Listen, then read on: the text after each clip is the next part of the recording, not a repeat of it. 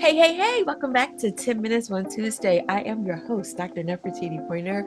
I'm so excited to have a little bit of your life. Just 10 minutes, okay? I'm going to go ahead and set the timer so that we can make sure we stay on time today. There we go. You want to know what made me cry? Did the title get you? The presentation that made me cry. So, I have been a presenter, a keynote speaker, a provider of professional development, particularly in early care and education, for almost 30 years now. Yep, I came out of the classroom. I had a beautiful classroom experience. Definitely had some ups and some downs, but it has made me who I am today. And I enjoy being in front of other educators so that we can do this thing together. I like to let my hair down, and sometimes we use humor. I was going to say tell some jokes, but my husband told me to stop telling jokes in my trainings because people don't think they're funny.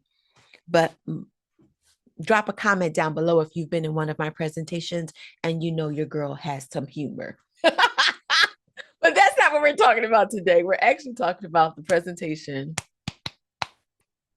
that made me cry.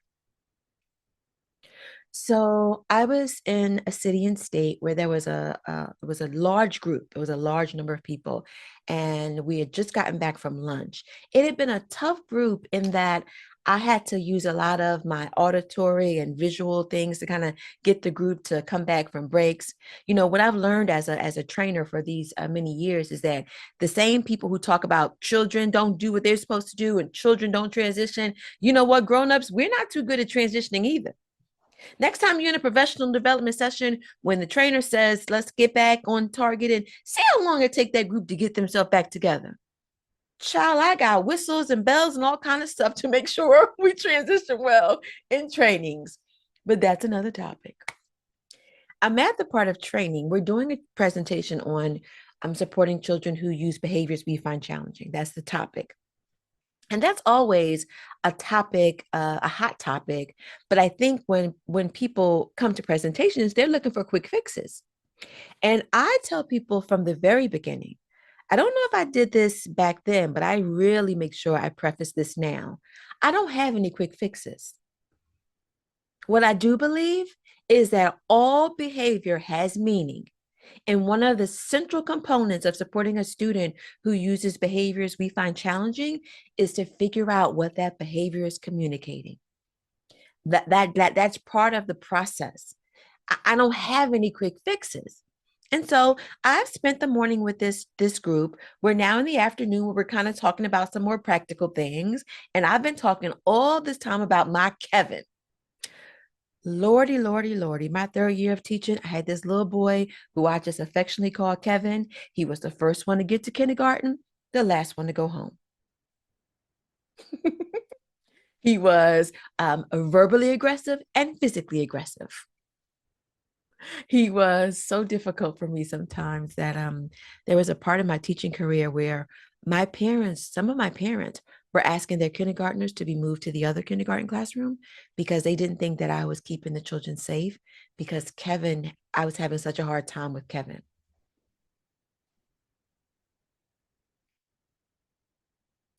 I think as I reflect on it, that was probably the worst part of the whole situation is that have you ever had that moment in your life where you're doing your best and that doesn't seem to be enough? That's what it was starting to feel like with this little guy. And so here is where I was going to every workshop. I was reading every book I could get my hands on. I was finishing up my master's degree at this time. And I remember one of my student teacher counselors saying to me, Nefertiti, he's chosen you. And I'm like, what do you mean when you say that? She says, sometimes in life, you will have these moments where you feel ill prepared. But something about this little boy, he sees something in you, he feels something in you that makes it safe enough for him to test the waters, to mess up to see what you're going to do. And she said some other things. Oh, and I wish I could say to you, I felt so encouraged by her conversation and I was just renewed. That is not what happened. I remember looking back at her when she said I was chosen. I remember looking back at her and saying, I wish I wasn't chosen. I don't know if I want to be chosen because this is hard. And so here is what I tried to do. I tried to make sure I conveyed to Kevin that there are some parts of your behavior we have got to work on some other things to do. But we're going to do that as we work on building that beautiful part of your spirit, as we work on those behaviors that we need to, that are challenging, that we all have to work on. So I used to pay very close attention to when I saw him trying to do the right thing. And if I did, even colleagues, if it was like 2 seconds, 2 minutes, I would take a little sticky note and I would write, "You are awesome." I would just write it on a sticky note and I would go over and I would like put it on a place on his body where he would be hard to get. And then he tried to get the little sticky off. And then he would say to me, because he's still learning to read, he was like, "Miss Bruce, what does this say?" "You are awesome." And colleagues, he would just kind of look at me like, whatever. Again, I wish I could tell you he got so excited about my little notes. He didn't, but I kept putting them on his back. And I did this for all my students. But sometimes, colleague, that's what you have to know about that student you're trying to reach. There's no magic strategy. There is just consistency, intentionality, and it just has to come a part of your teaching so that it just feels intuitive. So, yes, I do it for everybody, but I'm really particular about paying close attention to how I do it with him, making sure he knows that I'm watching and observing, both when he has some behaviors we need to work on, but also celebrating when he is getting on the right track. I had this moment where I was recognizing that he was almost enjoying when he was being redirected because he was getting a lot of my attention. And so instead of calling him out when he was doing things that required correction, I would just call him out the blue and say, "Come here, come here, come over here." And he would really think he had done something wrong. But I was like, "Come on, let's go. I need to take my roll to the office. You going with me?" He looking at me like, "Why? I didn't do nothing wrong." And that's really what he said to me one time. He was like, "Well, I got to go with you. I didn't do nothing." I said, "I just want you to walk with me to the office. Come on, let's go." And then, I did something to let him know you were in trouble. All the children looking like, "Oh, Kevin in trouble," but he was not in trouble. But by this time, you are my colleagues. And every meeting we have, y'all looking at me like, "What's going on with Kevin? I'm crying with you. I'm talking, you giving me new strategies." But I also tell you, all right, y'all, if you see him in the hallway with me, I want you to say something to him positive because that means he's having a good day. So guess what happens? Him and I take my roll down to the office. You see him, and so you say, "Hey, Kevin, what's going on?" Like you lift him up for me. That 6-year-old look up at me and say, "Miss Bruce, how everybody in this school know my name?" I want to tell him it's because you're the subject of every doggone IEP meeting we have at this school, but I don't say that to him. I say, "You know what, Kevin? You are such an amazing little boy. That's why everybody is lifting you up because you are so wonderful. You got some things we need to work on, but you are wonderful." And he looked up at me like, "I am." And then one day, he has had a beautiful week. He's had a beautiful week. And I'm sitting at my office. We still got desk phones back then. So I pick up the phone. It's a Friday. We don't have aftercare on Fridays, so I know he should be home. So I called his aunt. "Hey, it's Miss Bruce. I'm still at school." They think something is wrong. So I gotta make sure they know nothing's wrong. "No, wait, wait, wait, wait, wait. He had a beautiful week. Nothing is wrong. Everything is fine. Is he around? Could I talk to him?" They go get him for me. "Kevin, you know who this is?" "Yes, yes, it's me." So I'm still at school. And before we get into the weekend, I just want to really let you know how proud I am of you. Do you know I have been watching you work on the things that we're talking about?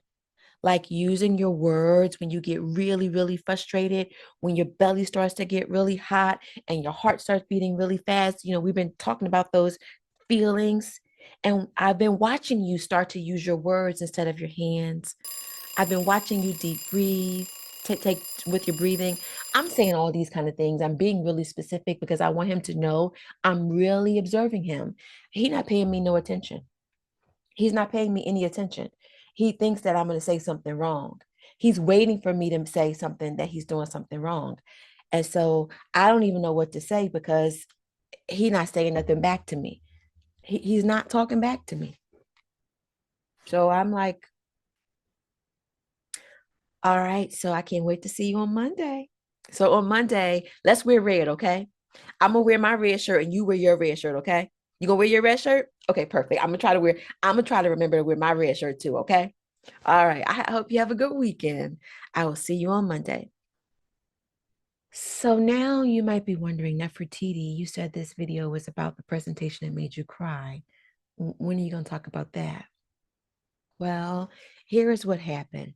You hear the stories I've been telling you about some of my strategies for supporting Kevin and helping us get a solid relationship, which then in turn helped decrease some of his behaviors. Well, I was sharing these strategies with this group, and there was a young lady toward the front of the room. Everything I said, she countered with why it wasn't going to work. She would say things like, "Do she really think I'm going to do that with all the kids in my class? I am not doing that."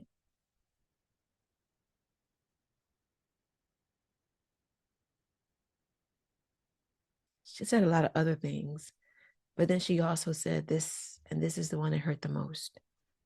She got too much time on her hands. She got too much time on her hands. So at this point, I've been squeezing my toes because if we ever get to meet in person, you'll find out that I squeeze my toes when people get on my nerves. So it makes my face look like I'm smiling. Don't worry about it. That's what I do.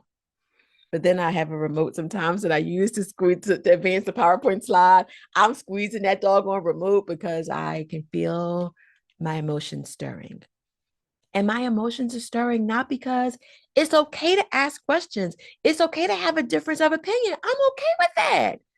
But when I heard her say she got too much time on her hands, colleagues, time is not what I had. But I wanted to help this little boy find his way. At 6, this is what his behaviors were going to look like. But I know the streets of Philadelphia. At 16, if we don't get this right, his life is going to look a lot different. So we got to get this right. And so I began to hear I began to feel my eyes well up. And my mother would tell you, if she crying, you better run because now you going to get it. And I'm going to stop this video now because I've gone into overtime today, but I hope that that's okay. I start crying because I start to think about what it feels like to be a 6-year-old in this person's classroom, and it hurts me. It really starts to hurt. And so when I get myself together, I look directly at her and say, you will want someone to do it for your child. You would want someone to call your child in a 3-minute conversation and ask them to wear red on Monday. There is power in that, y'all.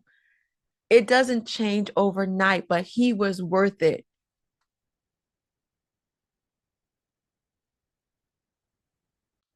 You will want someone to do it for your child, is what I said to her. And when the presentation was over, she came by my desk and she thanked me for my time. And by now, I didn't had enough. We gonna talk about this thing now that the presentation is over. I said, well, I heard you have some strong opinions about some of the things I said. And then we talked a little bit more. She was going through a lot. She was going through a lot. And we validated what she was going through. And then we remembered our responsibility to the children and families that are in our care. And so today, can I just leave you with that? I know it's not easy. There are a lot of things we have to do to work on systems and to make this world a better place for everybody.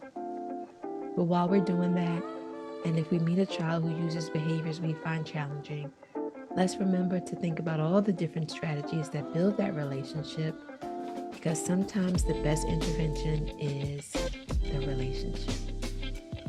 That's where we're going to leave this for right now. I'm going to do some more. We're going to do some more about behaviors as we move forward, but let's remember, you will want someone to do it for your child. I'm not asking you to lose yourself. Let's be clear. But I am asking you to remember, you will want someone to